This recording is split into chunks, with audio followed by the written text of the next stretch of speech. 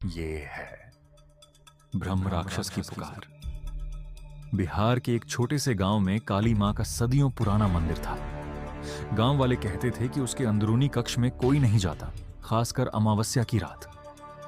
राहुल, जो दिल्ली से छुट्टियों में आया था, इन बातों पर विश्वास नहीं करता था। उसे सब अंधविश्वास लगा। उसी रात जब आसमान पूरी तरह काला था और हवा भी जैसे ठहर गई थी, उसने मंदिर के भीतर वाले जंग लगे ताले को तोड़ दिया।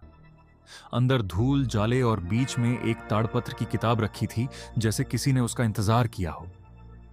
राहुल ने पहला पन्ना खोला। वही मंत्र लिखा था। उसने धीरे धीरे पढ़ा, एयूएम भ्राम ब्रह्म रक्षसे स्वाहा।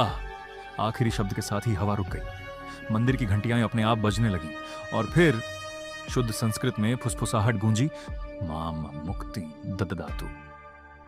अंधेरे से एक आकृति उभरी, लंबा जनेऊ, माथे पर चंदन का तिलक, पर आंखें पूरी रक्तिम, दांत नुकीले और होंठों से ताजा खून टपकता हुआ। वो ब्रह्म राक्षस था, एक ऐसा ब्राह्मण जो मृत्यु के बाद शापित हो गया था। उसकी आवाज भारी और पुरानी थी। 100 वर्ष पूर्व तुम मेरे शिष्य थे, तुमने मेरी साधना तोड़ी। अब मैं तुम्हारे शरीर में प्रवेश करूंगा और तुम मेरी अनंत भूख बनोगे।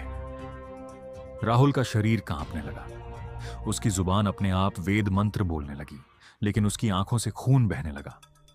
मंदिर की दीवारें जैसे सांस ले रही थीं। अचानक सब कुछ शांत हो गया। सुबह गांव वालों ने राहुल को मंदिर के बाहर बैठा पाया। वो शांत था, वेदों का उच्चारण कर रहा था, बिल्कुल शुद्ध, जैसे वर्षों से साधना की हो। लेकिन उसकी आंखें पूरी काली थीं। उसने धीरे से मुस्कुराकर कहा, अब मैं राहुल हूं और राहुल मुक्त हो चुका है। दूर मंदिर की घंटी फिर से बजी, इस बार खुद ब खुद। अब सोचो, अगर आज रात तुम्हारे कमरे में कोई पुरानी किताब दिखे और उसके पहले पन्ने पर वही मंत्र लिखा हो, क्या तुम उसे पढ़ोगे? या समझ जाओगे कि कुछ दरवाजे कभी नहीं खोलने चाहिए? क्योंकि हर कहानी सुनाने के लिए नहीं होती। कुछ कहानियां अपने अगले पात्र का इंतजार करती हैं, और शायद अगली पुकार तुम्हारे लिए हो।